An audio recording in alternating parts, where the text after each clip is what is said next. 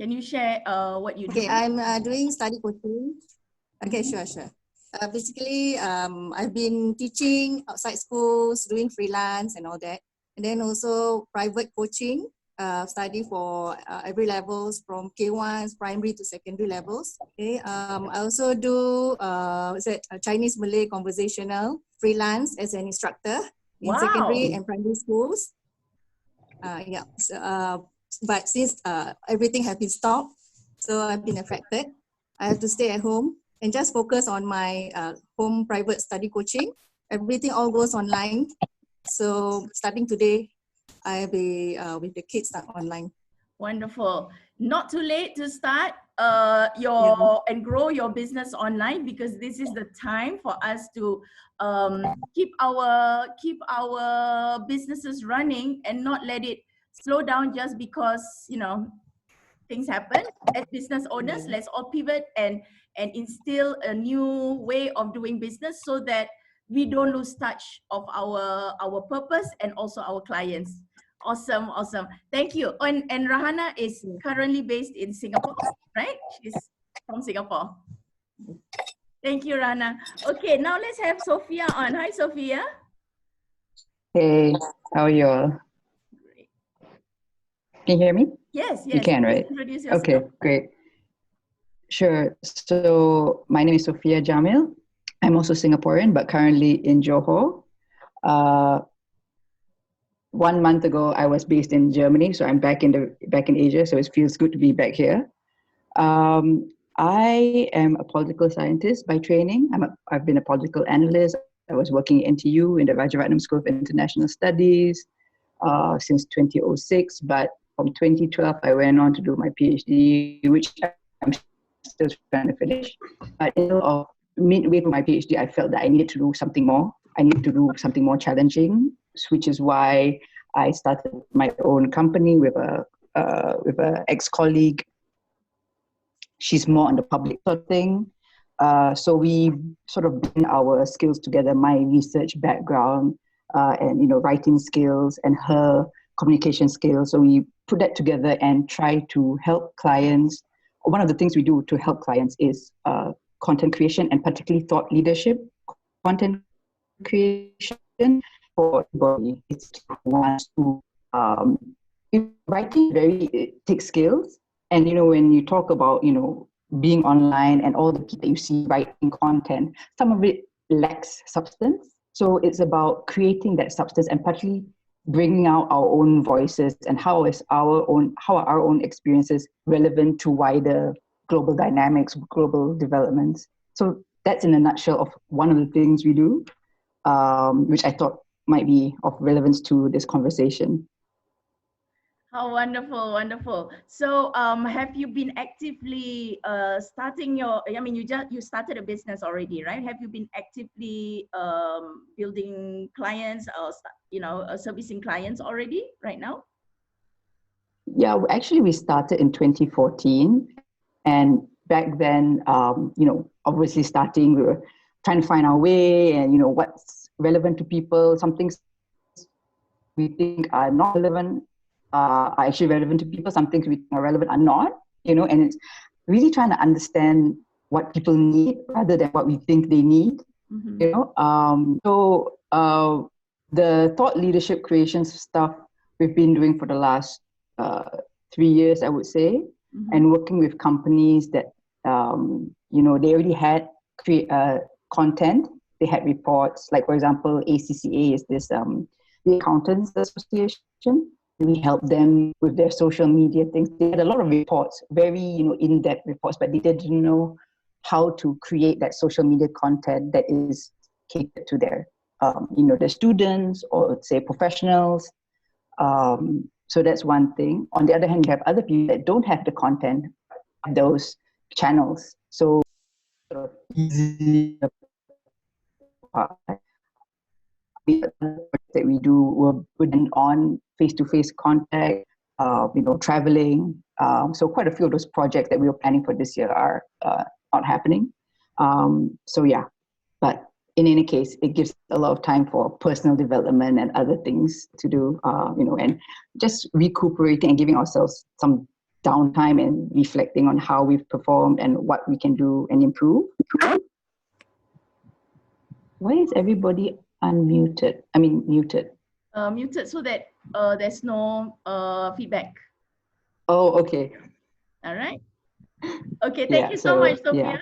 Thank you so much, Sophia. Yeah, and you know, as we go along in our presentations and all that, you're all welcome to raise your hands, and we can unmute you to ask questions as well. All right. So thank you, Sophia. So let's hear Sheila. Sheila, can you introduce yourself? What do you do? Where you're from? Okay, all right, sorry.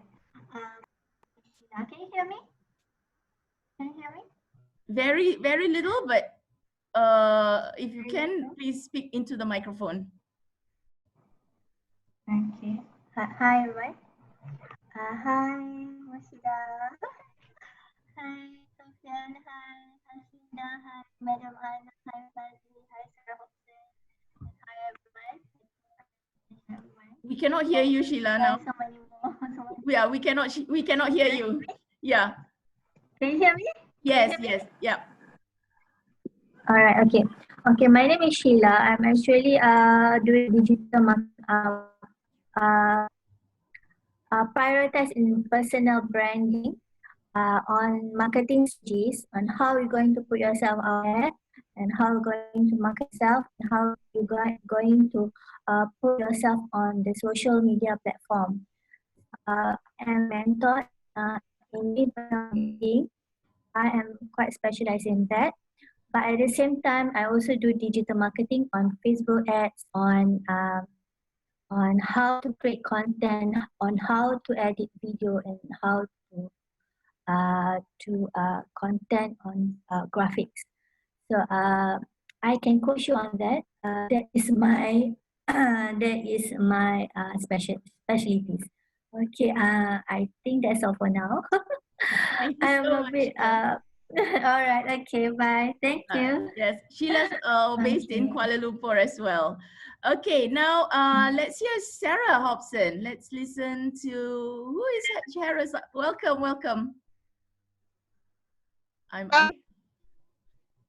Can you hear me okay? I thought I was on mute. Yeah.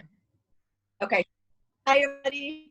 I am in the United States. I'm Sarah Hobson. I'm with Community Allies, and we work in schools primarily, but also in businesses and in universities. And we help teams learn more about how to be connected to a broader array of demographics and markets, and so that companies and schools can learn how to contribute to developing sustainable resources with their own products and services and instructional designs that help people in different communities have access to what they need access to. So, thank you, Sarah. Thanks for joining. Yeah, thank you for having me. Awesome, awesome. All right, let's listen to Haslinda. Haslinda, can you share a little bit about yourself, what you do? Hi. Good morning, everyone. My name is Haslinda. I am not in my own business yet, but I'm keen to do so very soon. So right now I'm in the corporate world. I am doing HR. Yeah, so I think that's the one piece that I'm just very keen to learn from the ladies in this circle that we have now. Thank you so much. Wonderful. Thanks for joining us, Haslinda. Let's listen to Mona. Mona, can you introduce yourself? Okay, hi, good morning, everyone. Okay, Assalamualaikum. My name is Muna Majida, and I'm from Pahang, Malaysia. Actually, my background is in accounting, but now I'm doing baking from home, baking healthy products, healthy desserts, which specialize in kuih traditional actually. So now I'm being here to have some inspirations from all of you, inshallah. Thank you. Thank you. Thanks for coming on. And Rosilla, Chef Rosilla, can you introduce yourself? Hi, everyone. Hello. Hi, everyone. Can you all hear me? Yes. Okay. All right. Okay, my name is Rosila. I'm the owner of the Shiraz Baking Academy. All right, I've been training since 20. I've been training baking bakers from zero knowledge to hero. Okay, so since 2010, I've been done this training for baking, and most of our clientels are from the corporates, children, and also for public. That's it. Okay. So inshallah, I'll be doing my online. I'm getting ready all the notes for my online classes. Yes. Okay. We are very excited to share your classes also with the rest of the world, because Rosila is known in Singapore to make halal mooncakes, and they're very delicious. And I've tried some of them, and it's got all kinds of flavors. And yeah, so let's get you known to the rest of the world as well, Rosila. All right, let's also now one of our thank you. One of our speakers, actually our speaker also for today, that I would like to be having her knowledge to be shared onto this platform as well. But Yuna, can you please introduce yourself for now? What do you do? Where you're from? And how do you support people now in your business? Hi, Assalamualaikum. Can you hear me? Are you clear? Okay. I'm Yuna. Actually, Yuna Fazli is my husband's name actually. I'm Miss Yuna. I'm in Putrajaya, from Putrajaya, Malaysia. Actually, my business, I was from a corporate life for 13 years in the corporate strategies, designing business improvement, Six Sigma, all the operational plans. Last 3 years, so 2017, I decided to have my own business, but my passion is too much on the kids' education, early childhood education, and I'm one of the member National Early Childhood Association Malaysia. So that currently my service is intelligence service, which we provide modules for kindergartens, because of for the small and medium kindergartens, especially in Malaysia, quite pricey for them to get the professional modular that can design the academics, that can design the curriculum, fun learning, following the syllabus. So that is quite pricey for them to hire a personal, a professional. So what we do, we offer these modules that my group is come all from the professional in the early childhood, and they can subscribe the membership to us that will cost us about just half from the price that they usually pay for these professional services. Also, we also open these modules to the young parents who have kids 1 year to 7 years old. We need the early childhood education, which we can currently lots of free worksheets out there that parents can retrieve it. However, it's not structured based on the kids' developments and kids' progress. So that what we offer is the weekly and monthly modules that we provide them. They subscribe us monthly. And then parents will get the agent just like they send the kids to the professional kindergartens. That's my passion. However, today I will share as 30 years in the corporate, in the strategy business, also a consultant for the entrepreneurs when I was with the agency, a government agency developing the countries. So that some tools and techniques that being used by the giant company, by the corporates based on the research theory, I would like to share this to those business startups, because for me this is thinking method. We are not born as strategists. No one says that you are born as strategists and you can becoming that's why you're a strategic thinker. But there is way how to think. There's a technique that everybody can be a strategist in our own business. Awesome, awesome. Okay, so we're looking forward to more of your sharing later on. Before that, I'll just have a little short introduction of why I set up this community and how this is actually going to be added on value in our Live a Legacy business, conscious business community that we have set up right now. The Live a Legacy business community is actually supposed to be launching in July 27th, right? But what we saw, what's happening recently with COVID-19 and how businesses suddenly change and they have to get online, we wanted to launch this community by latest end of April, and we're working on the apps that will support this to connect people from all over the world, conscious business owners, and by conscious we mean people who do good through their business. It's either they're running a business and they're contributing to a cause, or they're actually doing a business, and as they profit, someone else is also coming out of poverty. They are also cleaning the environment. They are also eliminating poverty. They're also helping in economic development. And this is the kind of business model that myself and my husband Zil, we have been advocating for the last 10 years. Tried and tested in our own business model. We've had people tell us, charity is charity, business is business. You cannot put the two together.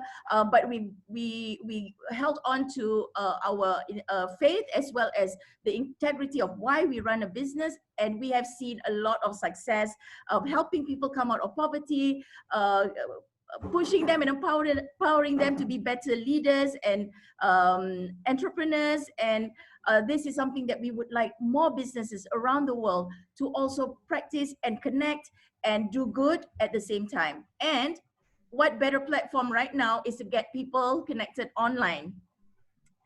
Okay, there's somebody else coming in. There we go. All right, so allow me to please share the screen. And this is where I will be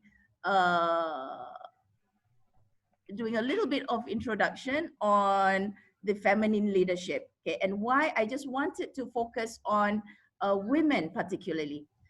Okay, the family leadership is actually part of this business community, the Leave a Legacy business community, but we focus just on the women entrepreneurs in the community because women have a different set of challenges that I notice, either in some parts, including our part of the world, but although I see slightly lesser in certain countries where women's voices are not really heard, or when they are in an organization, they are reduced to either a support role and not given leadership skills. Can you please unmute yourself so that we can have less feedback on the sounds here? Thank you so much. All right, and that's a little bit about me. I've been running my business for the last 23 years, tried and tested. And for some of you who know me, I've even gone to minus 6 figures in debt, running 6 and 7 figure businesses, and it went down to minus 6 figures. But that's all about how to make it sustainable, how to come out of a time when you lose everything and coming out from the fastest and the shortest period of time as possible. And this is how I help the people in our community as well to create the amount of money or the cash that they need to inject in the shortest period of time for their business. All right. So the people that we have been supporting for the last 10 years have been the homeless and the low income families.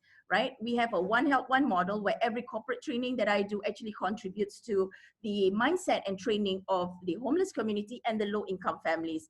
However, in 2015, we saw there was a big shift in Malaysia where there were a lot of refugees coming in. There were 170,000 people. It only started initially with 35,000 from Syria during the Syrian war.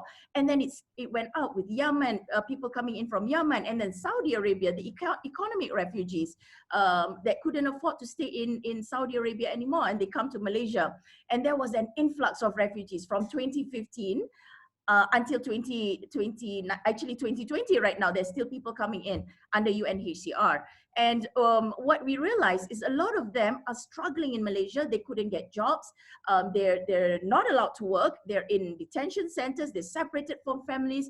And that's where Zil and I said, look, I think let's focus on refugees and help them come out of poverty. Let's help as many people as we can. And that was how we started now focusing, I would say 80% of our work is to empower refugees with mindset and skill sets so that they can come out of poverty. The same techniques that I teach entrepreneurs, I also apply to refugees. And this is the One Help One model that I'm using. And you can also use this model, or you can talk to me if, like when I coach people in our community, how to incorporate this into your business model, that as long as you make money, someone else benefits as well, and it's doing good at the same time. So our One Help One model is every corporate training, public speaking, paid public speaking jobs that I get, our public events, our coaching, actually contributes to the mindset and skill set training of low income, homeless, and refugees.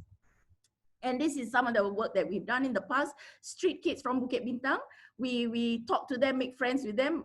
They were in gangs, and they have several punk groups in the community, and we made friends with some of them. And then after that, brought them to a training. We incorporated love and respect, and a lot of them right now are actually running small businesses, like selling nasi lemak, and they also do a lot of music, you know, and channeling that energy, that creative energy, to a worthwhile way of living their lives, right? And also helping others in their communities.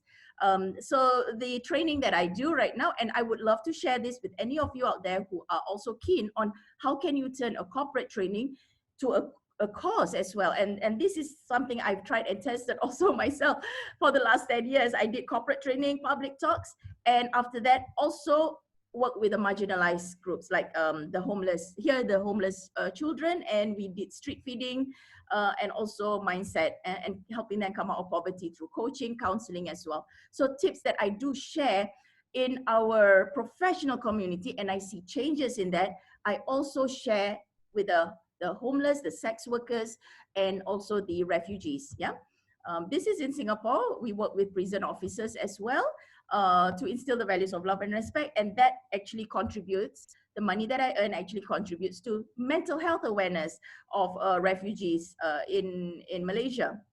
So this is an event that we did, and the impact that we had. Yeah, one of the success stories that I have is Hassan, our teen refugee. He's no longer a teen right now. He's 20 years old and he's in university. But when we first met him, we found that he's very talented. He could speak. He self-taught himself to speak English and also Malay from YouTube.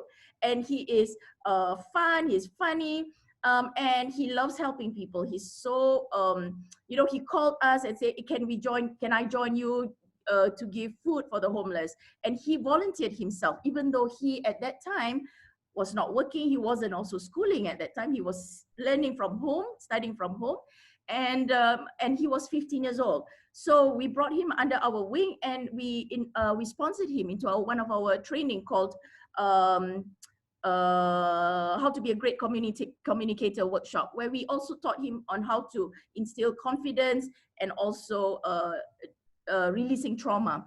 And Hassan is someone who had trauma. When he came to Malaysia, he escaped Syria during the war because he was playing with his cousins, and at that time, he was only about 12 years old. He was playing with his cousins.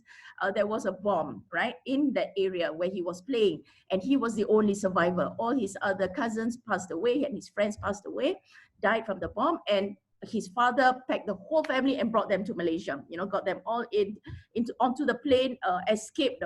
He said the street was full of blood. And he saw that while he was in the car. So he faced a lot of trauma, and he had a lot of issues. Like sometimes he said he wants to commit suicide, and we saw that in the postings on his Facebook.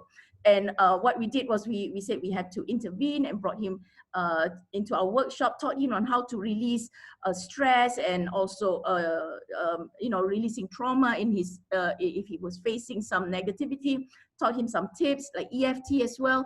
And after that, there were a lot of chain of events that happened because he applied them, and he really released. And when I taught him how to forgive, he really forgave. You know, he was like, it's not easy to forgive people who killed your family, but he was very, you know, focused on that because he wanted something good to come out of his life.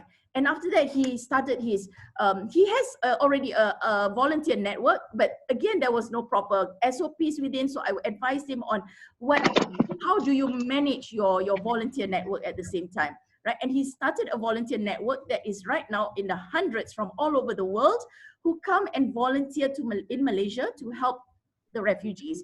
And he's also very visible. And this is something that I also coach my entrepreneurs to be visible online, to be visible so that the media and we will also link you to the mainstream media for you to share your message. And Hassan has a very compelling story, and he, because he was visible, and we also he had a group of networks as well, and we also had a group of networks. We got him into the media. He was interviewed in a lot of media like Astro Awani. Now Al Jazeera is also focusing on his work and the good work that he did.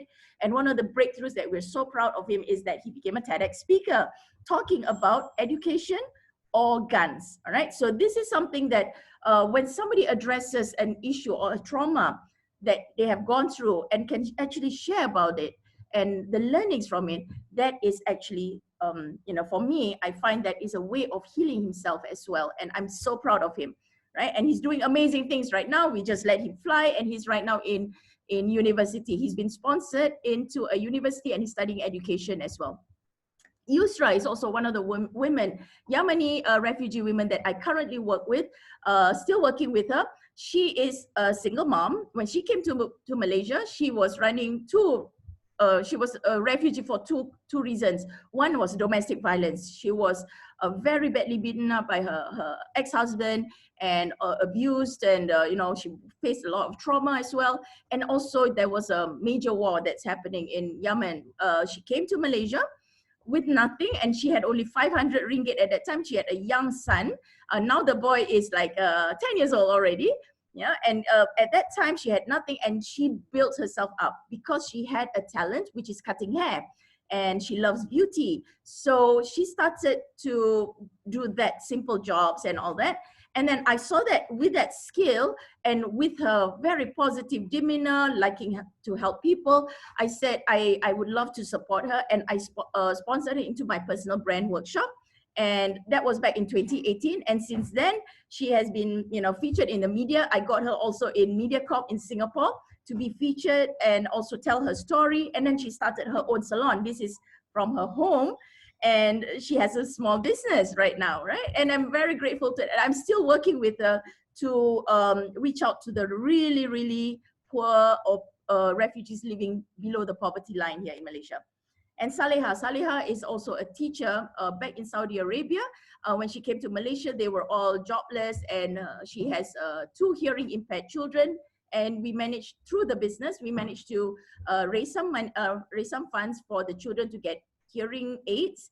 And now they're in school, and we linked her to my daughter's school as well. And now she's actually teaching in my daughter's school, Alhamra Integrated School. So she got a job, and they're out of poverty. They're staying in a nicer apartment right now. Yeah. So, okay. Hi, Sophia. You want to say something?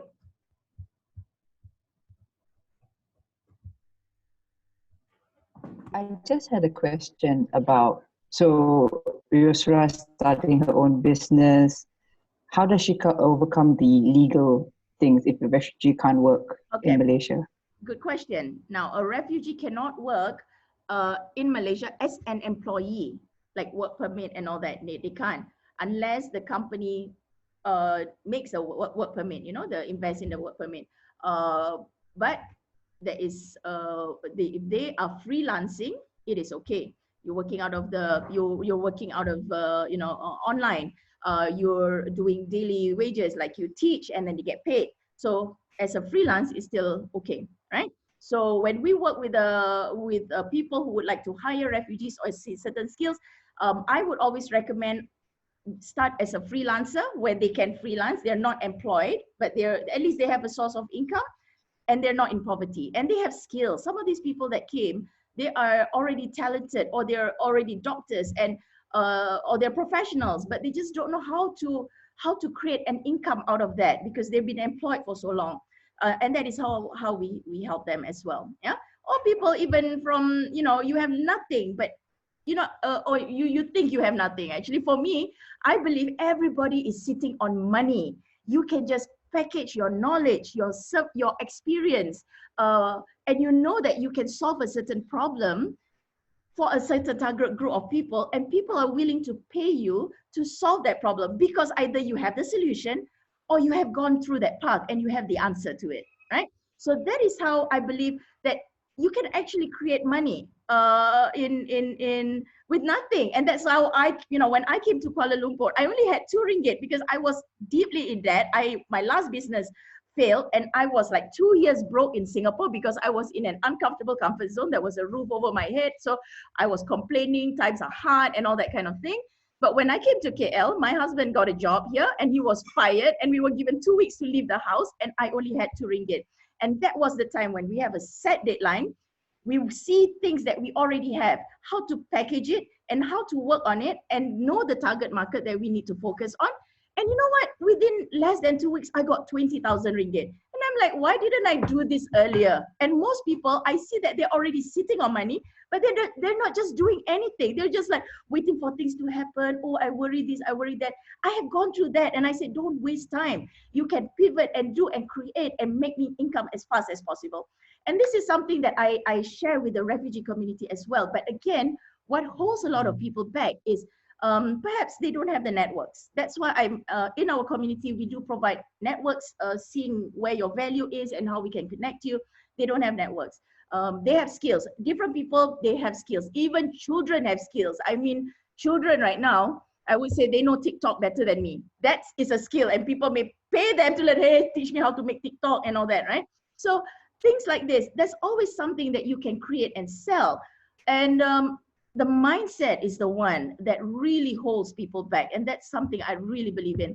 And for the last year, we started in July 2019, we focus a lot on digital marketing. So people, as long as any of the refugees, that means they're not really in the poverty line, but that they are not even owning a smartphone, then that is where we need to help them, raise funds for them to get basic things like food. I think food is basic. Nobody should go hungry, especially children. And that is something that we look out for. All right, we do give food, and then the next thing that we need to do is, okay, now you got to learn to sustain. If anybody out there who has a phone, smartphone, at least learn how to get on Facebook, see what you can sell online and create income, even something that can help you come out of being stuck and broke all the time, right? So this is what we have started last year, but right now, honestly, our digital marketing online courses is put on hold because we notice a lot of the refugees don't even have groceries at home. The children, they don't have milk, they don't have basic things. So our funds right now is actually helping to support the low incomes with food, and there's a lot that's happening. People that we don't even know suddenly show up, and of course we do research on their backgrounds, and food is something that is needed in the refugee community. All right. So what I'm saying right now is, how did certain people, and I see this in the pattern of not only refugees, homeless people, sex workers, or corporate people, office people, professionals, entrepreneurs, startups, there are certain types of people who actually succeed and certain people who don't. And what are they? And what that certain things that I noticed, and that's why we started this Leave a Legacy platform, where we want to empower the leaders in the community or create leaders so that they can transform their communities, right? Alhamdulillah, we have managed to get the Sustainability Award. This is 2019. Actually, it's earlier this year that we received an award in Penang, where we were offered by the Global Green Project Management run by SASNET here in Malaysia. SASNET is the Sustainability Association of Malaysia. And we were given the Sustainable Awards for our work with refugees. Yeah. And last year, our company also won the Brands for Good Award issued by Intellectual Property Office of Singapore, as well as the our business model. Okay, somebody's coming in. All right. So our community and business model, we have been awarded for this, and it took us. I'm very grateful to receive this award because for many years, many business gurus have been telling us that our business model will not work. But somehow, after the 10 years of trying and testing, we have managed to sustain, and we have managed to keep doing the work that we are doing right now. Okay. All right. So the next thing I would like to share is, wait, hold on. Okay, Brands for Good, and then we have, okay, the best personal brand. This one is by the Marketing Institute of Singapore. Yeah, and I believe when you develop your personal brand as an entrepreneur, people buy from you because they believe in you, you know, and you can be changing certain businesses. You stand for a certain kind of values, and you may be having several other businesses, but your customers will still resonate with you because of your personal brand. Yeah. And you being very focused on who your target market is.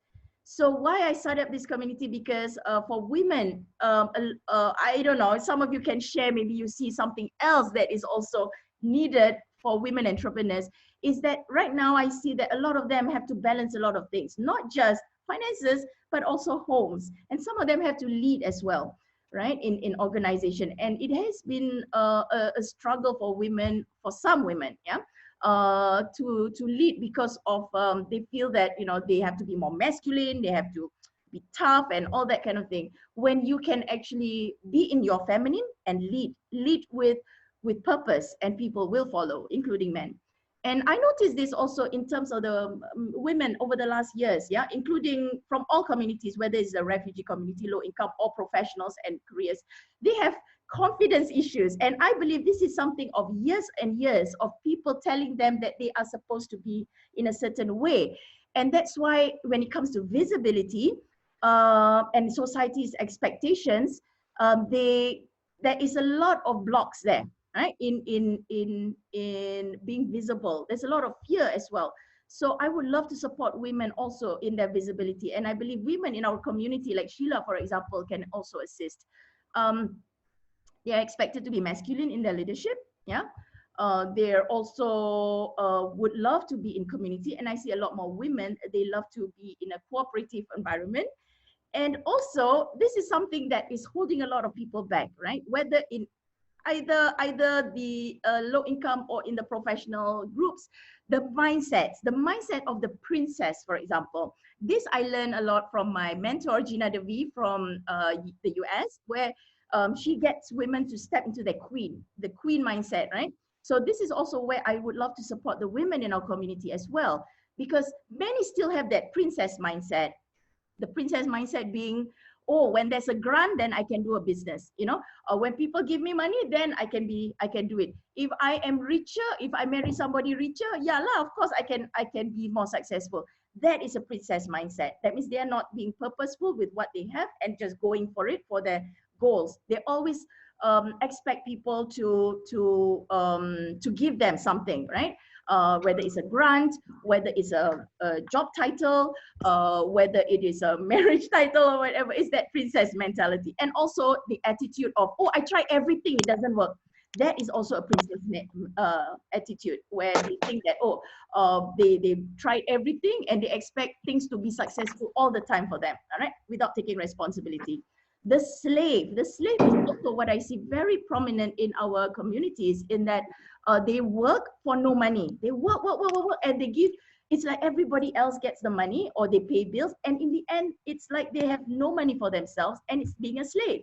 Then why start a business? You know, might as well not get a job or something. It'll be, you know, but that slave mentality, or even some people in jobs also, I noticed they have that slave mentality. They work for others, but they don't take care of themselves. Nothing is left for themselves. And you cannot add value from an empty job, right?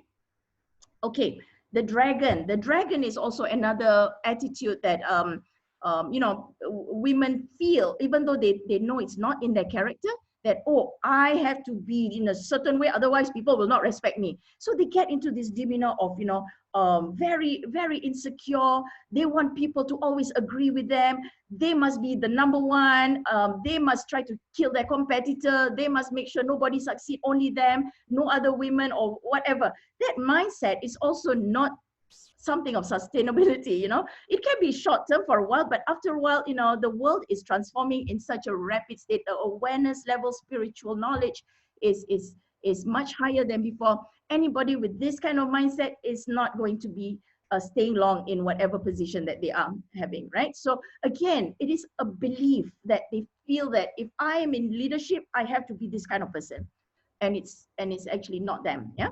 The victim is like, they cannot do anything because woe is me, everything is, my husband lost his job and, you know, poor me, you know, this COVID-19, poor us, you know. So all of these things, it's not making you the victor, it is making you the victim. You know, things happen, changes happen, life shifts, God gave us tests, but if we allow ourselves to be victims all the time, nothing is going to help us and our families as well. So that mindset of victim, and I see this also in the refugee community, like for example, Yusra, she doesn't consider herself a victim, right? She was so grateful, even though she had no money when she came to Malaysia, and she came from very violent environments. And she's like, yes, I'm so happy I managed to run away and I got my son, you know, and she's grateful and she's going for it no matter what. And she's now a community leader. And when people, and I've seen this happen in the communities where they are always the victim and they stay there for years and years and years, when they could come out in maybe 2 weeks, maybe 1 week, maybe 2 hours, it's all about that shift in belief, right, within yourself. And the self-sacrificing mindset also has to go. That belief that, you know, oh, I'm in a marriage, I have to give up my dreams, self-sacrifice and all that. So we always work on, you know, work on your relationship. It is not about compromise or sacrifice. It is about collaborative effort. You know, when you get married or when you start a business, it's not a sacrifice. It's not energy draining. It is something that is empowering. It is helping people. It is building relationships. You're going to get better marriages in whatever it is that you are stepping into. So let's focus on being queens in our lives, women. And, you know, like I was just sharing on Facebook this morning that the world is going to break the chain of infection, right? And for us, being in this state right now where we have more time to reflect and work on our business model, let's, as women collectively around the globe, let's change that chain of very disempowering communities, disempowering beliefs, and also negative things that's happening in our community. It is time to change a certain pattern, change our culture in things that are not adding value, right? Things that are good, of course, we keep, we enhance, we share with the world, but things that are not of adding value, let's change that beliefs, okay? So, this other thing, women are not making a minimum of $5,000 monthly in their business. And this is something that, you know, I encourage at least earn 20K in your business. And I'm not saying ringgit or rupees or rupiah or whatever. I'm talking, let's standardize it. If the world is using US dollars, we have to buy softwares, or if we have to invest in softwares, even Zoom, you know, like right now I'm paying Zoom, it's like I think $15, everything is in US dollars. You cannot be earning in ringgit or rupiah, or, you know, you have to set a minimum of let's put it as US dollars 5,000, so that you can travel the world, you know, just like you can expand your business, you can invest in softwares, you can invest in properties around the world. So let's make this a minimum. No excuses to go below. You can scale up bit by bit by bit until you reach a minimum of 5K regularly. And I would say go 5 to 20K at least within 60 to 90 days. Let's work on that. If because of what's happening in the world right now makes your income fall, let's work, pivot to make sure that it goes back up to where it is that you are making. If you're making less than 5K, you got to stop it. Let's make 5K so that you can start hiring, creating jobs, helping more people. And that's the standard that I would like to empower, especially my clients when I work with them, right? So the main challenges of female founded startups that I notice is the mindset, the fear of change, the fear of visibility, not knowing how to market that is relevant in today's economy. And I cannot believe when I go and organize, you know, let's say we have networking events, I see people still shoving business cards. I mean, you know, this is the old way. I don't know which way. People shoving business cards and then they throw away other people's business cards because they don't need it. So this is not the way you market yourself. You don't shove your, you know, products and services to people who do not come into your space to know more about it, right? So it is how to be relevant in today's economy. And also some of the women that I noticed is they have challenges in their cash flow and money flow as well. People who are from the corporate world going into business, they still believe the business world is like a corporate where there's office politics. You got to fight for business. You got to beat the competitor. You got to hard sell. If somebody else is richer, which means you are poorer, it has got to go, because that is nonsense, right? In business, it is empowering. You are actually creating jobs. You are actually creating an economy. You are creating money. You are helping people. So we have to change this belief of how we used to work in corporate when you run your business. Yeah. And this is another problem: over analyzing, overthinking, and not doing. And they don't know how to package, create money from nothing. Yeah. And it leads more to the above, and most people will give up and they lose a lot of money, right? So I'm working with also amazing NGOs and people in the heart-centered business owners. I know that a lot of them want to help. They want to help the poor, but in the end, they don't have enough money. They are not building their business. They are not creating money, and they sometimes have to depend on donations to sustain themselves. And they get donors fatigue. They want to help, but there is a bit of resentment in there. And I say, if you have resentment, don't be a donor, right? You give because you are happy to give. So this is something that I notice also. Good-hearted people, they face that. They believe in helping, being spiritual, but they don't have money. So I would say let's overcome this as well. Other main challenges is getting new customers, growing internationally, getting the right partners, and lacking funds to scale up, right? So our intention is to connect all of you, be conscious, be empowered, empowering women leaders, and connect with others around the globe so that you all can create more profits and do good at the same time. Can you please mute yourself, whoever it is? Please mute your, so we can hear you.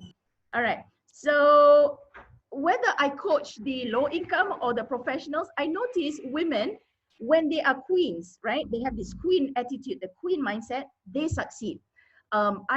We have done events where we work with a lot of refugees.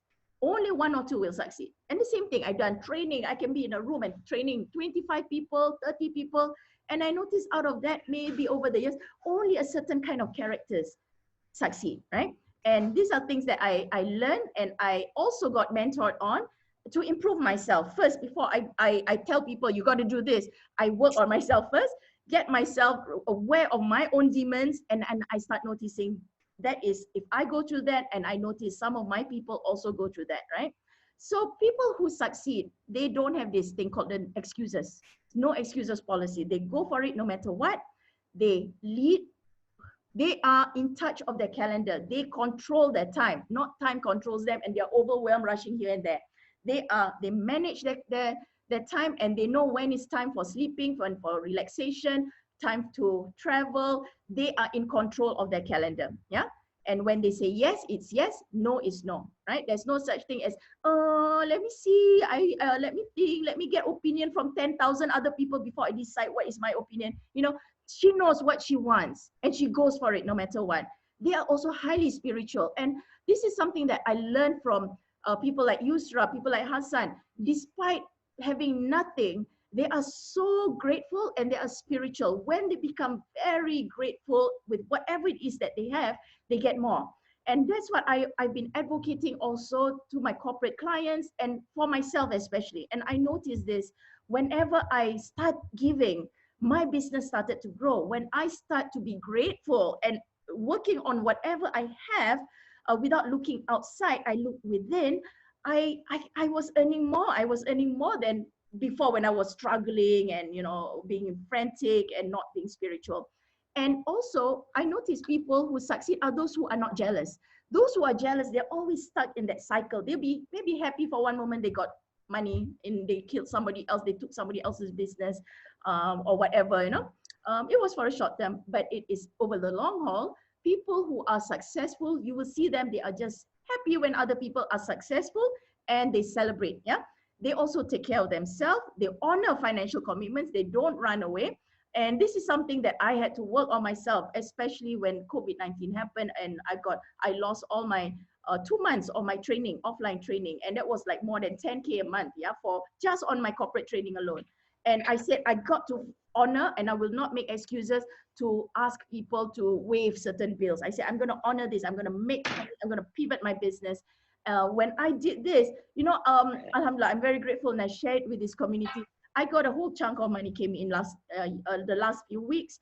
And I also share this with some of the women in community where when I started to make an intention to honor financial commitments and to give and help people, I saw businesses, money coming from all sources. Alhamdulillah. You have a good money mindset, yeah.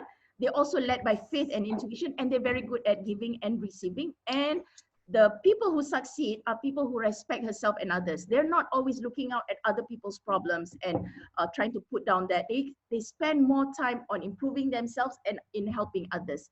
And they're authentic. They're not online, they're a different person. Offline, they're a different person. They are who they are, yeah? And they lead by example, and they're never the victim, and they go for it no matter what, all right? So I will be sharing more of this later on how I support women. If you all decide to come into our community, I would love to support you.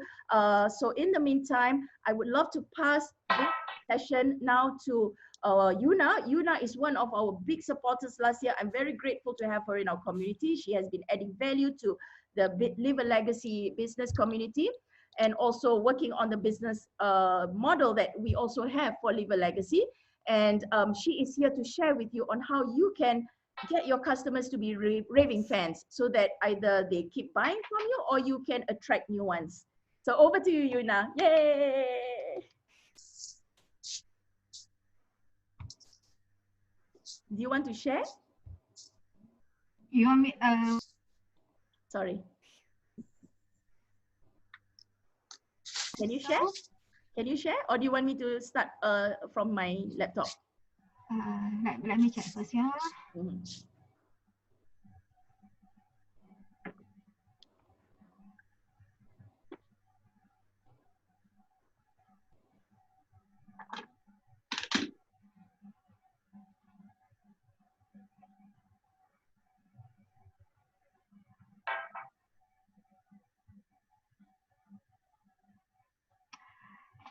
Okay. Check before that.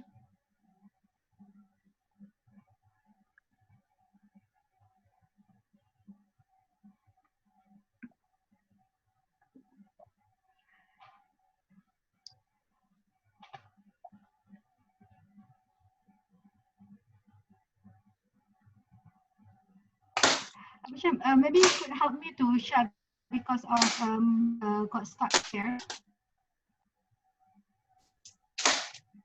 Can you stop the sharing and I'll share it from my side? Okay.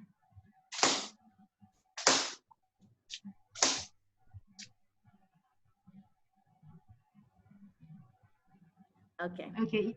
All right, I'll share.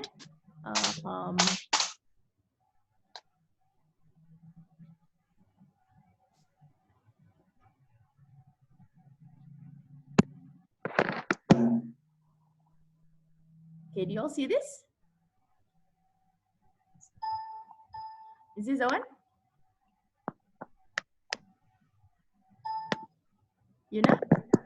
Yeah, sorry? Is this the one? The one that I share with you. This one. Yeah, this is the one. This one, right? Okay. Here we cannot see yet your slides. These are the slides. I see your email here.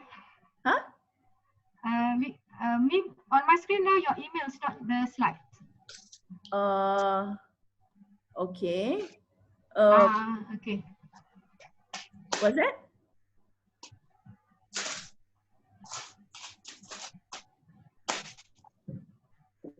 Is it this one? This one? No. Anybody can see the sharing? I couldn't see on my screen yet.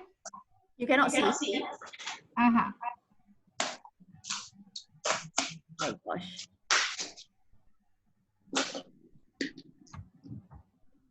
Okay, what I'm gonna do is it okay if I share what you have given me? And then we'll go from there. Wait. I think I have problem with my PC now.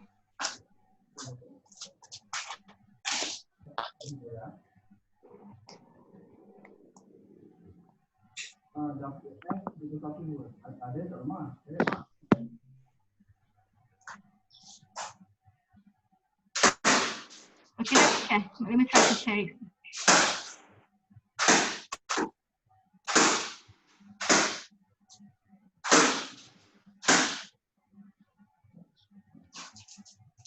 Okay, everybody can see?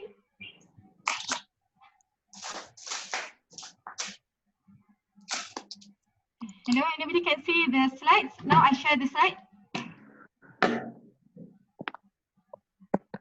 Okay, let me start. Assalamualaikum warahmatullahi wabarakatuh. It's very short, should be, because of currently especially for business startup, we find in our process when we would like to have business, the first thing first is to design our products, because of actually we would like to have a package that can attract customer. And we, that's the chain. First, we design our products, then we go to product realization, then we go sales and marketing, and we have customer, and we focus on customer satisfaction. And the question is that how to make your customer really loves you, and customer who loves you will give you a repeat sales. And not only repeat sales, not she or he or the customer repeat keep purchasing your products. Also, they may be your organic marketers that share the story to others, word of mouth.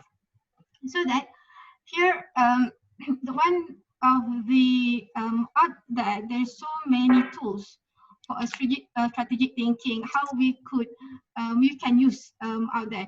And today I would like to share with you, I choose this model because it's quite simple. And then for us to have the to put ourselves in customer shoes. Okay, this is the tools that we use to design our products. This is product development design, yeah. And then this model is researched by the professor in University of Tokyo. And this is a model that helps you to prioritize, to design your product package. And then to give your customers delight, to make them happy with you. There is technique because for some people you can have simply have a very much idea to do the very attractive package, but for some still do not know what to offer. And then here, okay. Here, I would like to share a model that can give us a basic to think, a technique to think. If you see here, can you see my cursor here? This is the line of functionality. If you do the service, for example, coaching, this is a line that your service functionality to coach people. If you do teachings, this is the line for you to give your teaching service. If you go having products, healthy desserts, this is the product line. And this is the customer satisfaction. The customer satisfaction where the higher you are, the better they are. It goes a normal metric, yeah. And I would like to talk about will be 3 lines here. Let's understand our customer. Here I saw some of you shared just now your businesses. Here we have tuitions, designing process. Haslinda, you are starting your business. Ms. Rula, you have banking. Muna, you have your healthy desserts. So we take some example from our team here. So if you see here, when you have offer products or service to customer, this line is the basic expectation. Later I will show you some example. Something that you must deliver no matter what. If you do not deliver this expectation, people will be satisfied. But if you deliver, people just say neutral. For example, a restaurant, they expect hygiene. If your restaurant got rats or is really nice, definitely they're really dissatisfied. But if your restaurant really clean, they just say it's expected. Restaurant should be like that. Something like tuitions, you are expected to teach a subject. If you teach them and the kids improve, then the expectation. But however, if you teach them on time and they learn and they improve their expectation. Parents may just, okay, that's an expectation. So that in your business, you must identify the services or the requirements for the basics. And this is performance where the satisfactions will measured. For example, back as restaurant, the tastier the food, the better you are. The happier your customer. Okay, they ordered healthy dessert. The tastier the taste is the happier your customer. But the healthy desserts also come to the basic expectation, the type. They ordered from you the healthy desserts, but you give them junk food. It is a big no-no because of that's what you offer, your business. And the taste come to this performance. Healthy desserts and the taste is really great. The customer really great. And this is the secret how to retain customer. The delighters, the exciters. Some call it as surprise element. For example, and this surprise element is the element where if you do not give, customer may not expect it. But if you give it, customer will really love you. That makes them really excited. For example, I give experience with the Mushidah coachings. Yes, I take the course because of some features that Mushidah and Zil offered. So the basics expectation is why I take the course.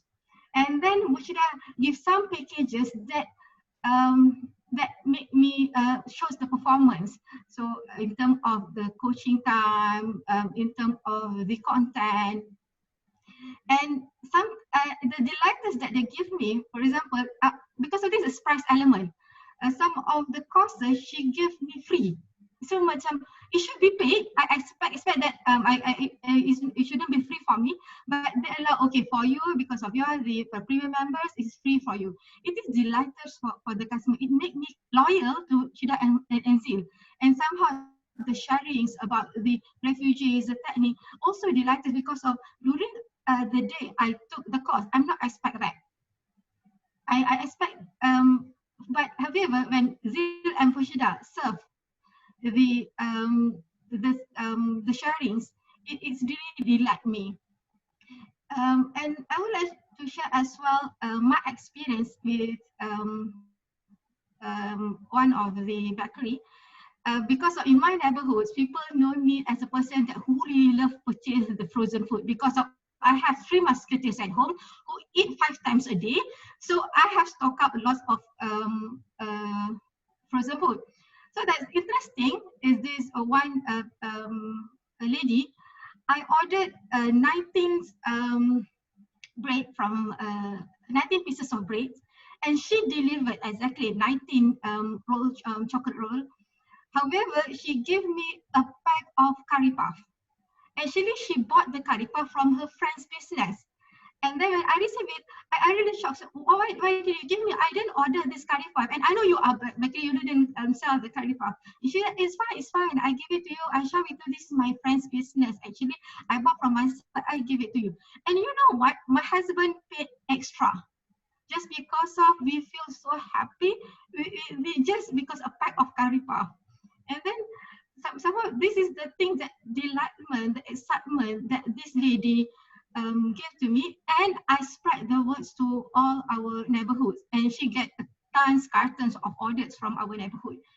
And this is why retaining customers is very important. And this is technique. I share with you some sharing. Okay, how you want to create yours?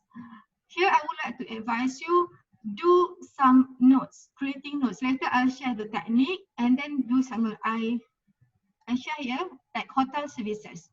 The basic expectation. When we go to the hotel, we expect we can shower. So we expect hot water. And we would like to have a rest. So a clean linen.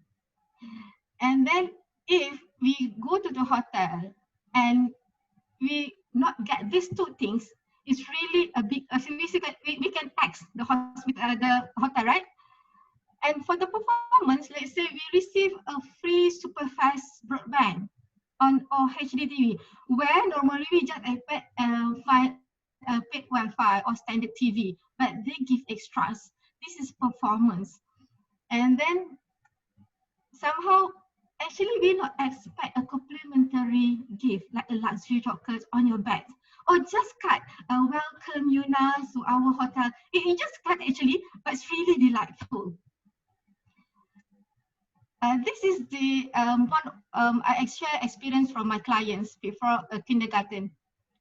The basic expectation is for their kids to learn reading, writing, counting.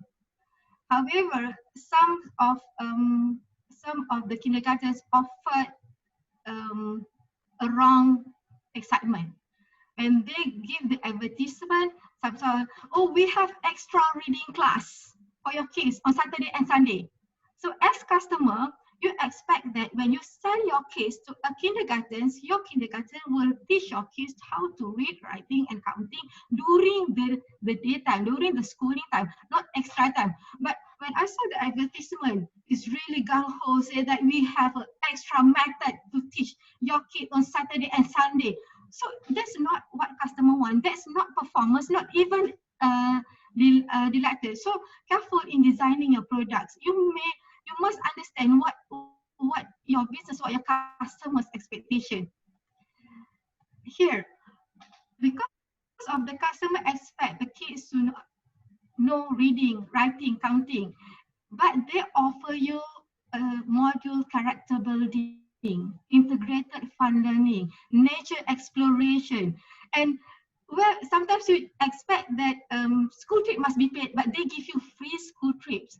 This is the performance. The higher the quality of the service, it goes to the performance. Basically, quality will go to the performance. And delighted. This is what some of my kindergarten customers did. They give a food pack service for the parents. Parents may not expect that the school have the service.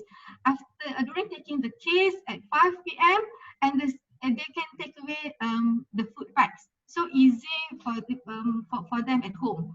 And this is considered a home cook, right?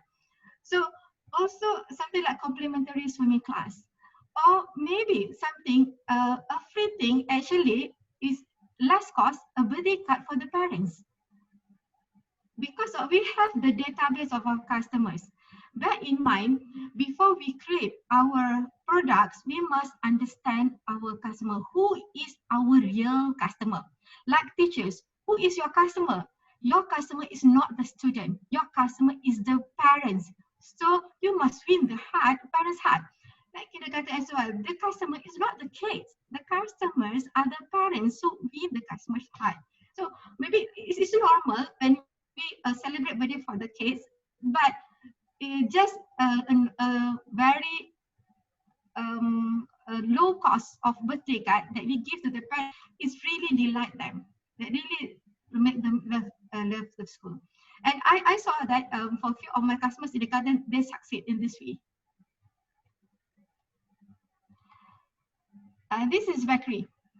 Example that you must deliver right item and right quantity. And the taste is come to performance, decoration of the cakes, for example, and great customer service. The customer loves you because of the way you treat them. This comes to your performance. However, the latter that you can design for them, for example, complimentary appetizer, actually maybe advertisement for your other set of products, or a simple, beautiful bookmarks that let them reminds you. We call it as memorable, memorial. In this management, we call it as memorial because of let the customer reminds about you. They're not just talking about bread giving service, they're talking about knowledge. Bookmarks is a knowledge, or maybe complimentary recipes or discounts. This is a restaurant that I shared with you just now.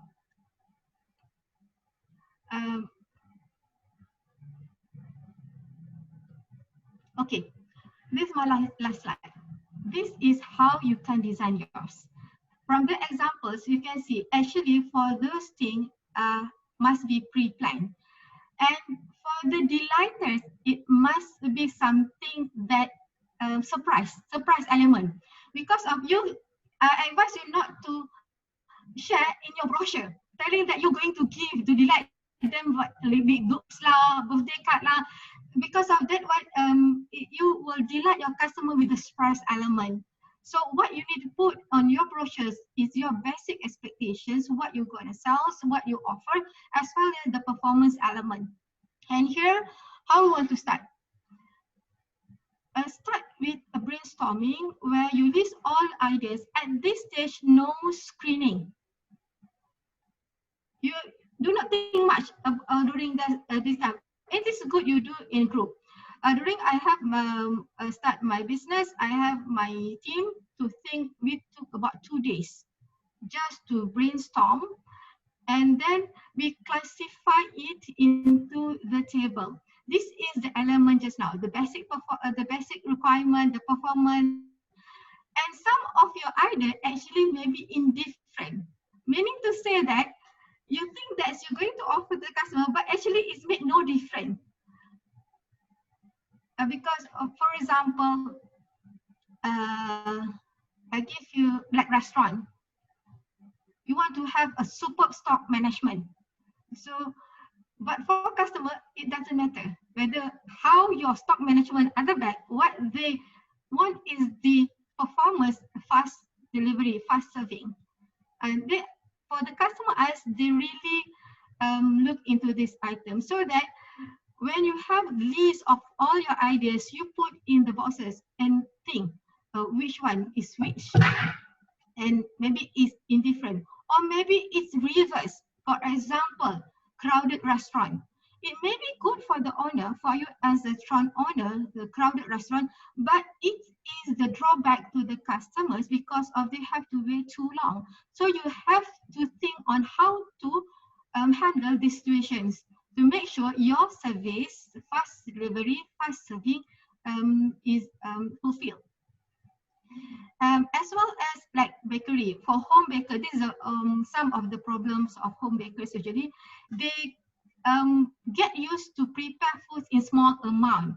When you get in box, your taste is really bit run out of taste a bit. So you have to have, it's good for you because you receive a bulk of order, but it is drawback to your customer because of the taste is compromised. So that you have to think how to standardize your taste, your recipe, because and this come where SOPs is very important. So when you have all your ideas, you classify it, and you must understand your customer, how good the tool is. If you don't understand your customers, it is not good. You must understand your customer, who is your customer, and what they want. Put yourself in their shoes and complete it. To complete it, these 3 boxes is a must, because of later, this is the box that make you create your package.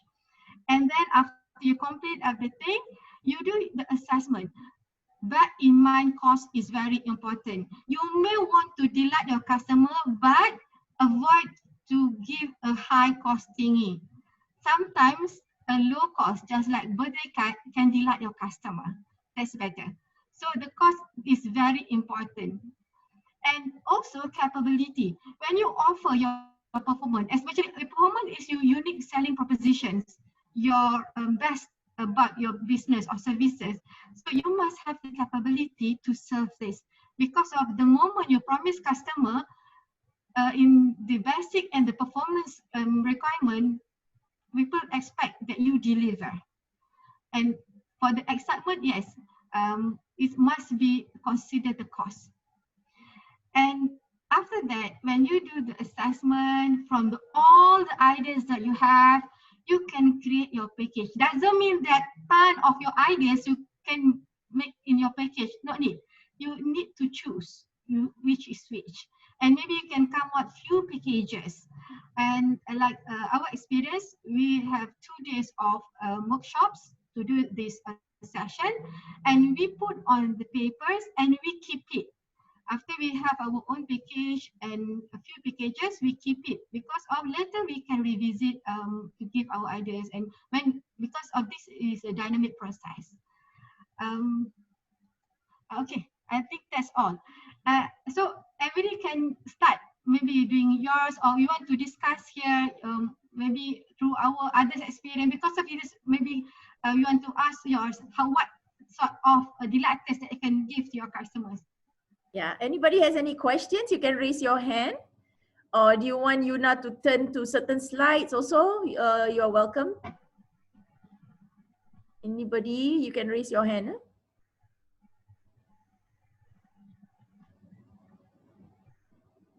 Or unmute yourself and ask questions.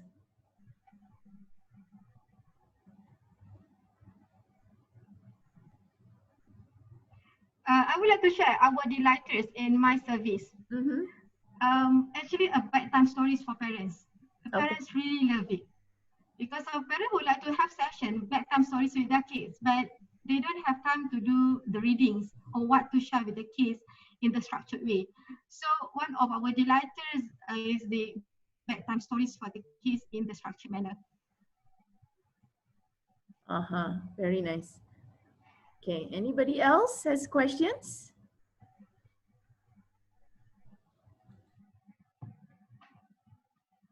After this, each of you can ready your package to attract customer. Why customer is very important to make them love you, to make them repeat. That's how you create also your personal branding, I think, because of when people know you, you are someone that deliver, that always excite them, that always make them happy. That's why you have the followers, the raving fan. I think this is what the advantage of Mushida. That's why her raving fans now making us here today. I believe that for me, it's the community, the culture, and also how they see their dreams can be fulfilled through your business that is providing the service, right? So people buy into dreams. They want to lose weight. They want to eat healthy. They want to get money. They want to create something, you know. So they buy into dreams. That's what I believe. Okay, Sophia, please unmute yourself and ask your question. I think you partly answered it, but so in terms of the delighters, and since you've done corporate training, what sort of delighters would you do for your corporate training, or for clients who are coming from the corporate sector? For my clients, and this is something that I take the learning out from them, make it relevant to their real settings, their real challenges. I don't cookie cut my training. I make sure that it is catered to them, and then we address certain issues. Yeah, but the SOPs has to be upfront. Like means no attacking anybody.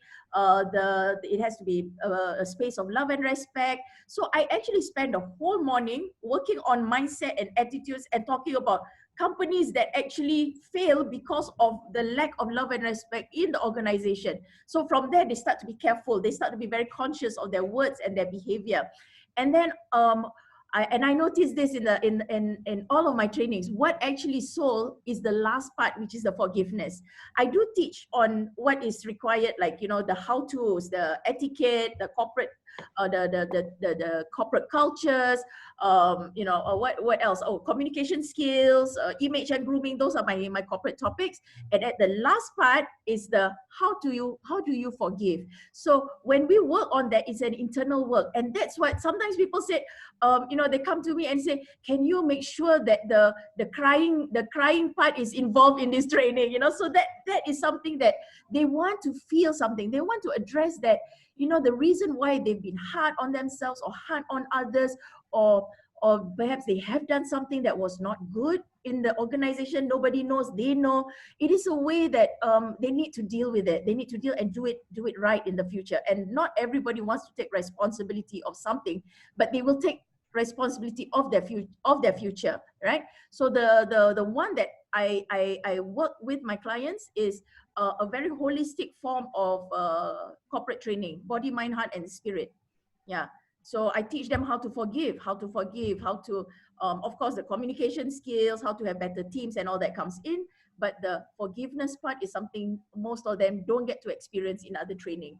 And that's what people like. And I was a bit adamant, I'm not sure, I was unsure about introducing this because I did a lot of forgiveness on myself, and I saw that's how my life shifted from really, bad relationships and the way my mindset was about money, and it went to it pivoted to a totally different areas and a part of myself that I didn't realize because I work on forgiveness. So I shared that part in the training, and they really appreciate that. So that's something that they don't expect. So they say things, oh, I expected things like looking good, how to talk to customers, how to dress up at events and all that, but I never thought of forgiveness. So when I put that element in, and that's when they really appreciate it. It's that element of surprise. And after that, they keep asking, can you come back? Can you teach my people? Can you teach this department? Can you teach my team in Sabah, Sarawak? So that's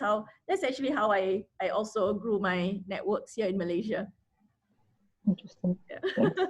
Something they don't expect. That it is something that you can see, but that's something they need. But don't sell that during your presentation, because when you sell that, they don't see it yet. Don't sell people what they need. You sell them what they want. Yeah. When you talk to people, in your presentation, when you're closing a deal, give them what they want.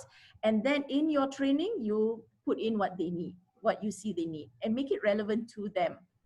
Yeah. So that's why I do group coaching. I have a generic way of coaching. Okay, you all should do this. But when I coach one-on-one, it is very specific to their industry, their market, their packaging that cannot be compared with anybody else. I think I would like to share in terms of delightment, the surprise element. You must make it in your SOP. This element is surprise to your customer, not to you. So that for you to deliver, you must have in your SOP. It's very important. So that which one is delight, which one is performance and basic. So that you know which is which. So it's not surprise element to you, yeah. It's surprise element to your customer. That's the thing. You must make sure that your customer is surprised, but not you. That suddenly you have to think out and then create last minute. It's not that it must be a pre-planned service. Because for example, one of my customers is a tuitions lady. He gives tuitions for the secondary school. So one of the delightment in her SOP is to bring the bread every single class. And in the SOP, she will ask the kids on how are they today, do they have the food, because some parents they not take their lunch yet because of the parents will be very busy. So she has the bread in the bag and give the kids the breads, make sure the kids really full and can focus the class. It is really delightful. The parents really happy, unexpected actually. But this is SOP in her tuitions. And she make it standards to her tuition trainee as well. So everybody in the tuition centers must bring bread to the to meet the kids.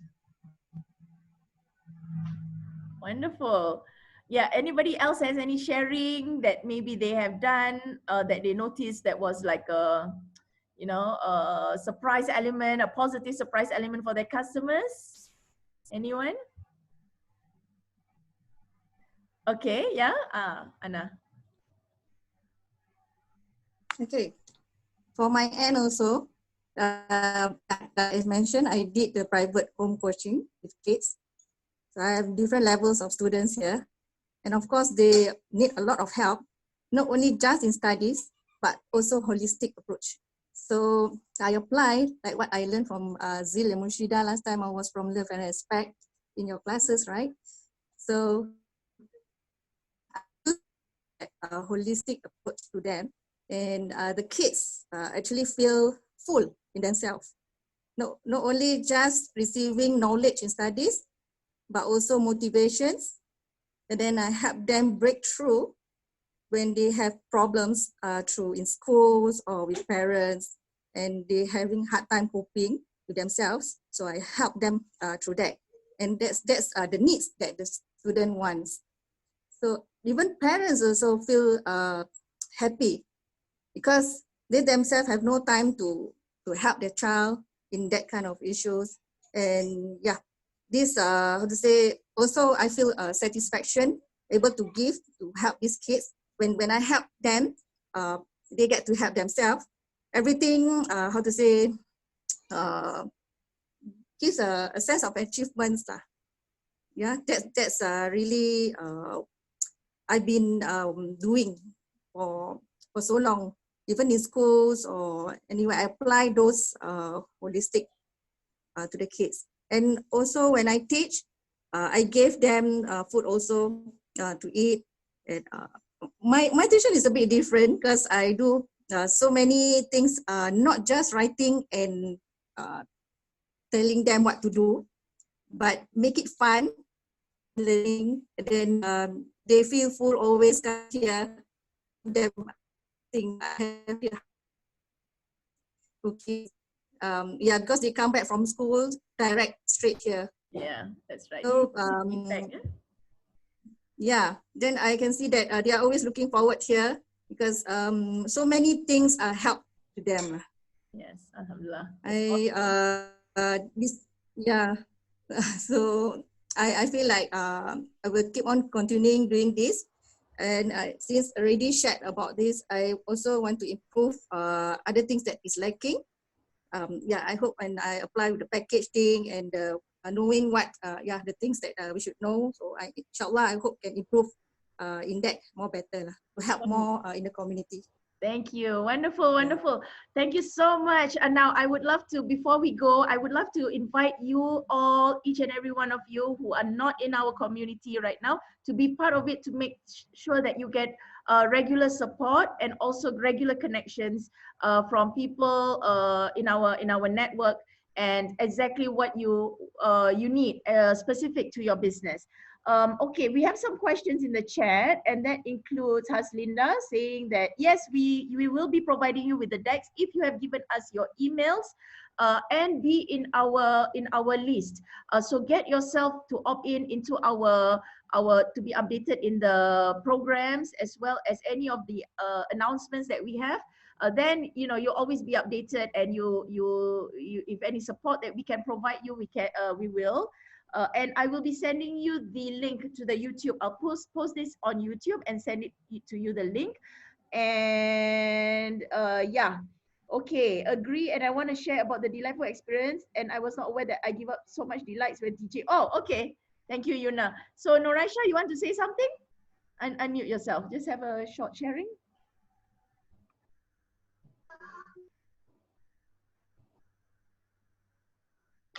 Yeah. Okay. Hi, Assalamualaikum, everybody. Yeah, I want to share. Thank you, Rashida, today for the invitation, and thank you, Yuna, for sharing. I'd like to share something about Yuna, which I met her recently.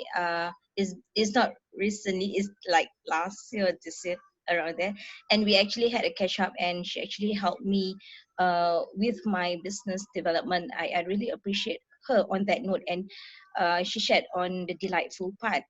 And that was the one that I did not realize that actually I had lots of delights when she was sharing the curve, and it has actually helped lots in my business because it helps with sustainability. And I realized that why my customer keep me and why they are loyal with me and why I continue servicing them, and they continue their purchase or they appreciate. In fact, on my students, for example, I'm doing private tuitioning for 25 years, and I realized that whenever my students came, and they always shared something that they are delightful about, and they would say that, teacher, are you gonna make some tea for us, because your tea is so special. Your tea has something that you drop one drop of oil in there, and it's just so different from the tea that lemon tea that I've ever tasted before. So I realized that that is one of a good delight for my students, because it helps them to stay calm while studying, and at the same time they're actually reducing the anxiety. So that's one that I want to share, that the delights that I learned from Yuna that I have been giving, but I did not realize that I have been giving lots of delights in my training, in my teaching, and all this while. Yeah. Thank you, Shida. That's great. Congratulations. Okay, for those of you who are So I not just yet, want to say thank you to Yuna also for her help in seeing my business and looking at how we can. we're very happy for you. You're welcome. Okay, I just want to share a little bit of how you can get connected with us on a regular basis, and we love for you to be in our community as well. I would like to share with you, okay, the what you will be getting, right? And when you are in the feminine leadership community, this is the flow. Wait, where is it? Okay, this is the flow. As when you come into our community here, this is what you will be getting, right? Personal development, opportunities for business growth, global connections, business connections, social impact creation. If some of you said, I have no idea where to start in creating social impact, we can help you create one, or you can be a part of our refugees course as well. Okay, and of course this business networking platform and the visibility that will provide you as well. We do regular offline and online events. Right now we are taking it 100% online until we all can go back to the outside world, and we'll start doing our offline events as well, right? So how we help with business owners is the first thing first. You need to get to your minimum $5,000 US income, right? So we'll see your business model, see how come you haven't been earning this much, and how long have you been in business. Perhaps it's your target market, perhaps it's your packaging, and perhaps it's your marketing. So we want you to earn a minimum of a monthly US $5,000. If you're already earning, because I do have people in our community that are 6 figures monthly because they have a company, they have an office, they have staff and all that, but they want to go on to a different level of monthly income so that they can expand more and do more in their business and add more value. And that's where we can work with you based on where it is that you are right now. So this is a benchmark that I put on my clients. If they were to start from zero, go and target that first 5K US monthly and make it sustainable. That means you need to really work on and tweak your business model to make sure it happens, right? And we also get a lifestyle design retreat where this retreat that we have, actually this is offline retreat. We may consider bringing this online if we need to, but looking at certain things that's happening in the world right now, we will wait to be updated. Otherwise, this lifestyle design retreat will still carry on. It's either offline or online. We have actually planned it in end of the year in Malaysia. Zenith Hotel is in Putrajaya, very nice hotel, where people, the people attending will create a lifestyle around their dream lifestyle. And then from that dream lifestyle, how do you make your business able to sustain that kind of lifestyle and also support it? Because some people, they like to travel, some people like shopping, they like to send their kids to school. So how much money you need to make, where do you have to be located, what is the amount that you need to have in your business, what is your business model like, so that it can support the lifestyle that you desire. So we'll work on that as well. Manifest your dreams is how to make that happen. It's law of attraction in training. So how do you work on your mindset in order for you to manifest your dreams? And of course, personal branding. Very important for the business owner to have a good personal brand that resonates with your own personal goals and for your purpose in your business. And we have this reprogramming money mindset training that is going to be in our webinars as well in the future. Business and abundance mindset. Also, we have been coached. Later I'll be sharing with you. Do you know Kevin Harrington is one of the people that we have learned how to pitch to investors. Kevin Harrington came to Singapore a couple of times. We are in another business community where we have access to him one-on-one, and we will be sharing with you how you can also learn to pitch in your presentation so that you can ask for either investments, investors, partners, getting supporters, rallying clients. How do you pitch your message? Yeah. And we would like you to be award ready as well, because what I started to notice, how I became visible without realizing, was when I ask, how do you know me? Why do you want to give the award to me? And all this, I have put it in what I realize I work on myself. So I would like to encourage and also help our community people to be award ready. And the intention must be right. You know, you want to win awards, not just for your self glamour or, you know, oh, I'm so great, that kind of thing. Winning an award actually is also a tool for you to be able to add more value, to have more people knowing that what you say has weight. And we also would like to recommend, there are some people who will want to give you awards and they will ask you to pay a lot of money to them. So these are paid awards, right?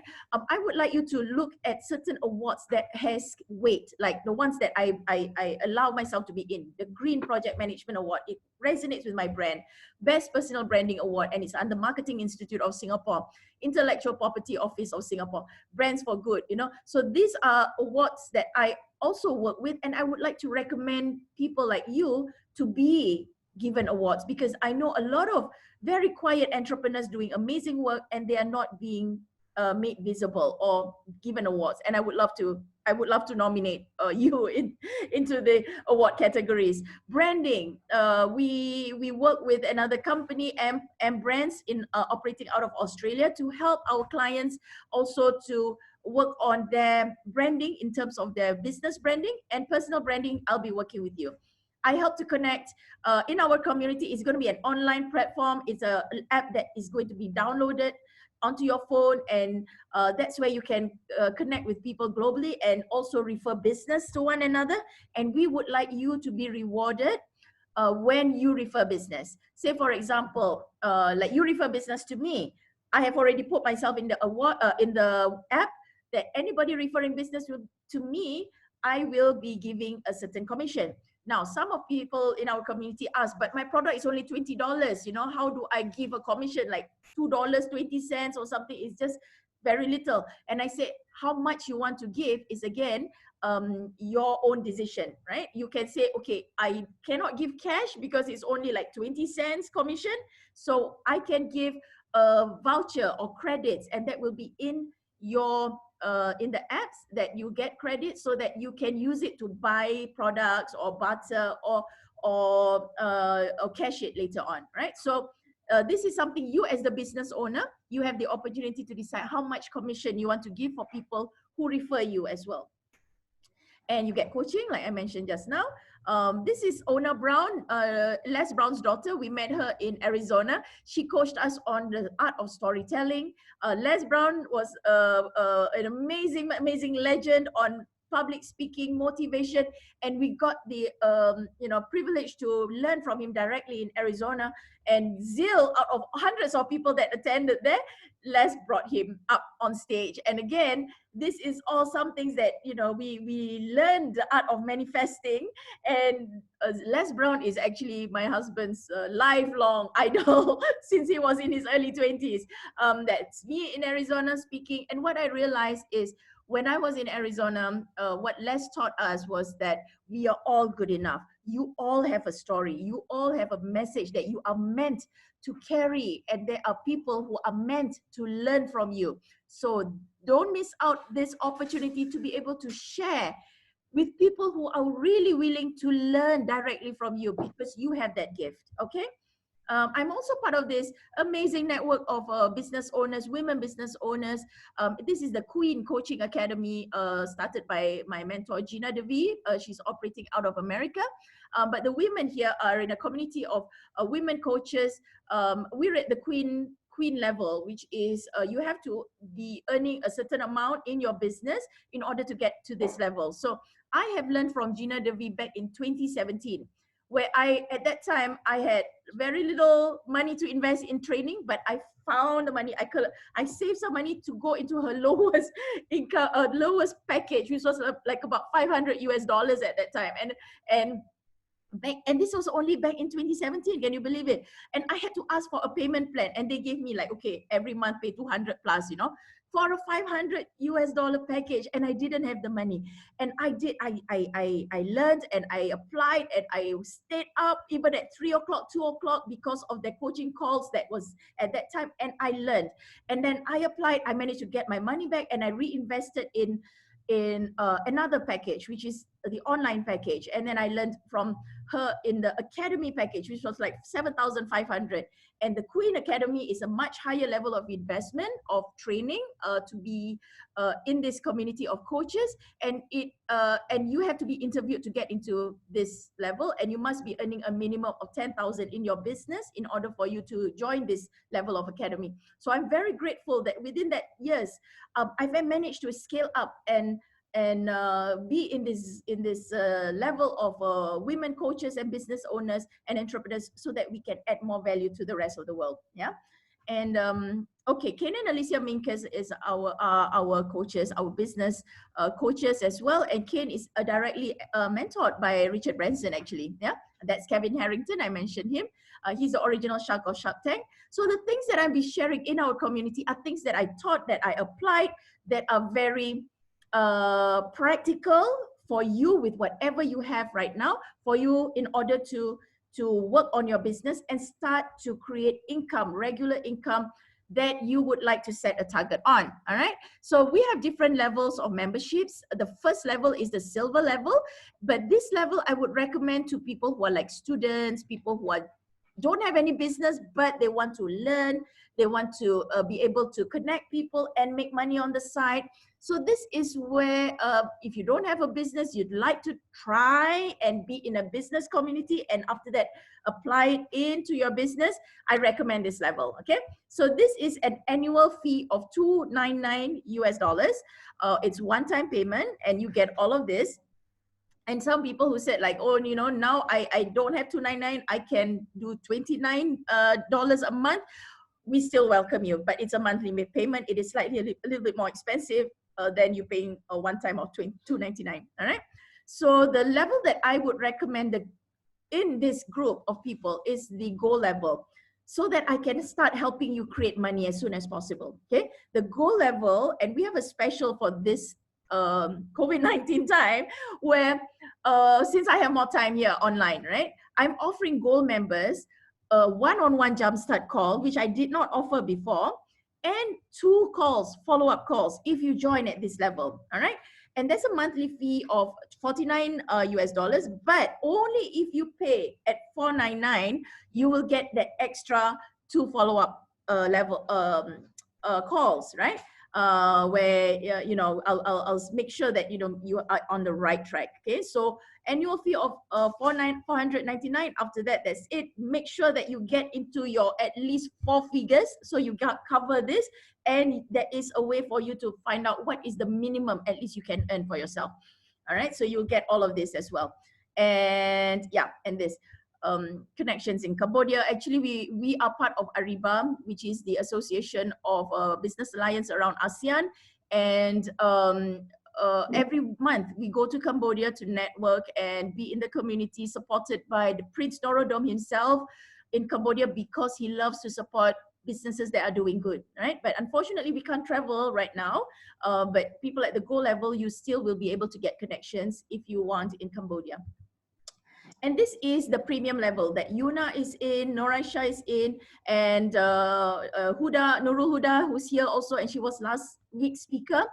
She's also in here. This is where we would like to have you as part of our community and also be an active partner with us. And all it does is it's a monthly fee of $230 US, annual fee of $2,500. But for this month only, it's 1,000, not this month, this community only, 1,500 for women entrepreneurs that I am offering, okay? And you get one-on-one coaching, you get weekly coaching, you have the opportunity to be our service provider as well, where, you know, whenever the people in the community needs a certain kind of service, you will be the first that we would recommend. And you also will have a virtual office. If you don't have an office in Kuala Lumpur, we'll give you a virtual office. This is our partner, who is Lions World in Malaysia right now, that supports with phone calls and assistance on receiving your mails. you will get that automatically. So you have an immediate office in Kuala Lumpur already if you join this community, right? If you already have a business in this, we can do it any other way where we can support you. So as a feminine leadership community member, you will get one-on-one coaching as a premium member. You will get one free retreat, but you have to pay for your flight and accommodation. We're doing Indonesia in June. Hopefully, if it happens, we all can travel. We will go to Bukit Tinggi. This is just for ladies, where we'll be working on your aura alignment, your charisma, your whole energy around you that you carry. We'll be working on that. And Bukit Tinggi is an amazing place. It's really very affordable to be there, and it's very much close to nature. We would love for you to be there as well, hopefully. If not, then we'll do it another time, another year. We'll see how the world situation is right now, but you do get this training for free. Yeah. Zenith Hotel is open not to just ladies, there will be men there as well, and it's the lifestyle design retreat that we talked about just now. You get airtime at events, you be our priority service provider, you get virtual office services, media appearance opportunities, provided there is something saleable that we can get out of your message, and we'll pitch that to the media. Logos in our marketing promotions, and Ariba membership. Now, if you come in at 1699, you will get a choice of a couple of things that you can get included as well in the training, which is Ariba membership. Yeah. That is at 200 Singapore dollars, but US dollars. So that if you pay just 1699, you will get that. You will also get coaching from Yuna for her for the customer service experience in your business. Or you can also choose to have SOPs. If you don't have proper SOPs, Nurul Huda will be guiding you on how to incorporate SOPs into your business model if you're starting from scratch. So you have a choice of getting either one of these, but only if you pay in full at premium. And I would like to offer this. If you sign up for premium under Feminine Leadership Community, 1,500 in full, I will throw in either one of these included already. That means you don't have to pay 1699, you just pay 1500. You can choose which ones apply in your business that you will want to incorporate. Okay, so that will be included as well. So this is our free, if you're a premium member, you get this free. This is Bukit Tinggi in Indonesia that's happening in June. We would love to continue with this event, and we'd love to have you there, but we'll have to see whether we all can start traveling again as soon as May. You know, we're just praying for the best. Okay, so this is Yuna that we brought her to Singapore the other time to meet with the Brands for Good people as well as the Ariba people in Singapore, where we agreed on our partnership. And Dennis is working on our business model, our business app, where our referrals come in. That's where referrals come in from around the globe. Dennis is operating out of Canada, Vancouver. Okay, so this is his invitation to you. Dennis Wilson with Small Business Dream. We're so excited to welcome you to the Leave a Legacy Conscious Business community. We work with Zeal and Rashida, and we basically just help anyone who has a dream of sort of doing good in the world and starting a business and having that business do good in the world, do better in their business. So we're sales and marketing automation experts. We help put software systems and processes in place to increase your sales and ensure your success.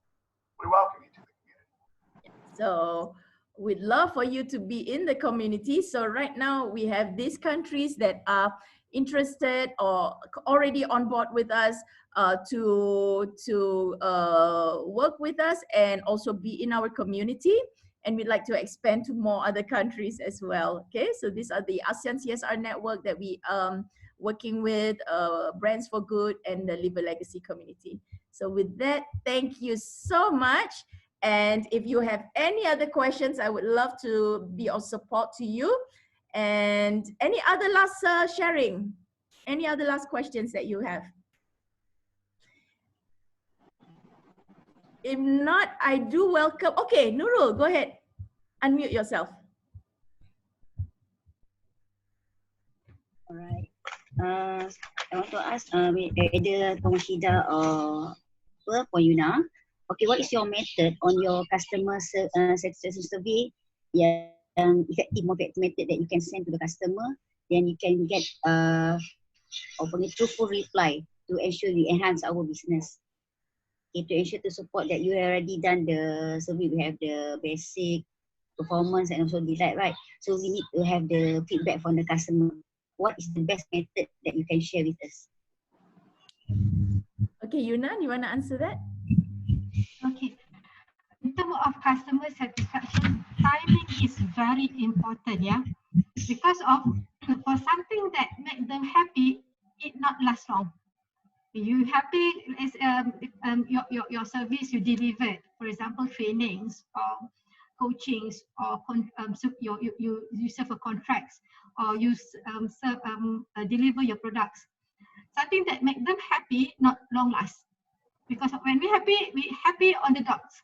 But for something that make them irritate, they're not satisfied, it will long last, unfortunately. It will take them grudge, and these are the things that they will tell people simply that, oh, it's not that good, something like that. And after months, years, they still remember. So that in the customer satisfactions, the timing is very important. Do it immediately. Like trainings, do it on the dots. If possible, live. Like you have coaching sessions, immediately you share your questionnaires to get the feedback. Or currently, do something that near to their hearts. Something like using just their WhatsApp. Because of customer satisfaction, the best is we get the results from their hearts. If they're not satisfied, let them freely to tell you that I'm not happy with this and this. And because of it will help our business, our service. If they're happy, and then that's how you hold their hearts, which is that you make relationship with them and make them as your, one of your rating friend and make them as a marketer. So one of the way currently utilize the digital way. You may use your Google form. Go direct to the customer directly. Or if you have class, immediately you give them the forms that they need to reply you immediately. And make sure the question is not too long for them to think much, because of satisfaction is yes or no. It is delivered already. So make it short that they can give you the right answer. The best is in the guidance way, like you have the scale 1 to 5 and easier for them. Make your customer easy. Avoid there's too many open questions like what's your recommendation, blah blah blah blah. Avoid that. Maybe just 1, 2 questions, but make it something skill. That currently that the best way, in my view, in the current state, is using the digital way. That maybe if maybe WhatsApps that they can immediately answer because they feel that this really personalized. Except for corporate client now. For corporate client, you have to have it in formal way, email, like the old style. But for direct customer, it's really good. And it is for the customer like service like coaching and training is much more easier. For customer that like you sell a products, like you give like Kak Narasha give a spa service, you can do your customer satisfaction in the relationship, in the communication, not like you're doing survey. So just ask the questions as a friend, catch up with them. So how do you find my food? How do you find my bread? Do you like it? Actually, this is customer service, but you make friend. Do not make it like okay, can you rate me this blah and blah blah. This is not really good. So understand your customer, who is your customer, and tell it. Like Kak Narasha, you have 1-to-1. For 1-to-1 service is good. You ask feedback in the friend way lah. But make sure that you have your questions at the back lah. Your serious question, what you want to assess, but give in a communication in chatting way. That's the best currently, because of currently the business is sustainable that when you make a relationship. when you build relationships with your customers, and then they will recommend you to their contacts as well, right? Yeah. So we highly recommend in our community to collaborate, support one another, recommend your clients and also other people's services to your contacts. And this is something that we all get to grow. It is much better when someone else is talking about you, right? And then we like to talk about people. So why not use our mouth to say good things behind their backs? You know, like we say, hey, you know, Yuna is fantastic in something, and you tell someone else, and then after that, somebody says, oh, Yuna, I heard, you know, that somebody recommended you, your friend Mushida said this is this, can you help me in this? This is the kind of culture that we want to instill also in this community, where we are talking about each other behind their backs to other people, so that it can support each other's businesses as well. And this is the culture of love and respect spreading out, because I know the people in this community are people who are doing amazing work in their business, and they are also helping other people. So with that, I love to be in contact with you and help you grow and create social impact and do more and be connected with each other, grow internationally. So do keep in touch with me. I would really appreciate it if you can post some learnings, takeaways that you got from today's session onto your social media and tag everybody. Yeah, and then we will be sending across this video as well via a private link on YouTube to each and every one of you. Okay, so with that, thank you. Have a great day, everybody. Stay safe, stay at home. Bye-bye.